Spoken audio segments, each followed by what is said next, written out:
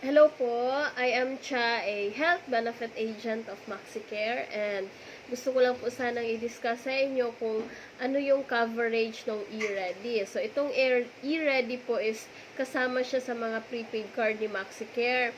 Nandun po yung Prima, e-ready advance, tsaka itong e-ready na i-discuss ko. So ito po siya. Ay, baliktad pala. Yan. So, itong e-ready po is meron siyang dalawang klase ng card. Yung e-ready titanium tsaka e-ready platinum. Yan. So, yung titanium is 1,300. Yung um, platinum is 1,500. So, silang dalawa is same lang talaga ng coverage. Ang difference lang po talaga nilang dalawa is si Platinum is plus accredited to all 6 major hospital in Metro Manila. So, kung nandito ka po sa Visayas or kaya sa Mindanao or even sa Luzon po pero malayo doon sa 6 major accredited hospital, then titanium lang po ang i-avail natin. Nandito po sa taas yung 6 accredited major hospital in Metro Manila. Yan. Itong card na ito is meron siyang 25,000 for emergency coverage. Ang ibig sabihin po nun is the entrance point is talagang sa emergency room. Any kind of scheduled na pagkaka-hospital is hindi po talaga siya pwede. Ang acceptable lang is for emergency cases. Mapa-aksidente man or kaya sakit, basta considered as emergency, then you can use your e-ready card. So, this is for outpatient lang. Bawal po sa mga confinement. So, outpatient means, halimbawa, na hospital ka in the morning, pero pagkahapon is nakauwi ka naman, then that one is considered as outpatient. So, yung card is pwede mong magamit. So, ngayon, i-discuss ko din naman po yung highlights nung e-ready or coverage niya. So, ito po siya. Meron akong copy dito. Saglit lang. So, as what I've said kanina is meron siyang 25,000 emergency coverage for outpatient. And then, ito po is free and unlimited consultation within primary care center ni MaxiCare. So, meron po akong list ng mga PCC nationwide, and then if you are interested po, I will send you naman. And then also, meron din siyang yung unlimited consultation pala is including the internal medicine, the family medicine, the general practitioners, and also the pediatrician. So, yun lang po talaga yung apat ang po pwede nyong magamit doon sa consultation sa primary care center. So, swerte po talaga yung kumukuha ng prepaid card na may malapit na PCC sa kanyang lugar. And then also, it is a single usage per card.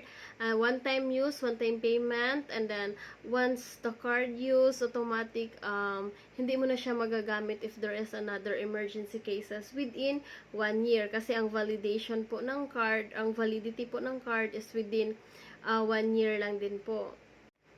This card is available for 15-day-old to 65 years old. Also cover pre-existing condition. And then, meron din siyang kasamang ADD and D. It is a group life with accidental death, dismemberment, and disablement. 50,000 up. So, those interested is you can purchase your e-ready or any kind of prepaid card ni MaxiCare.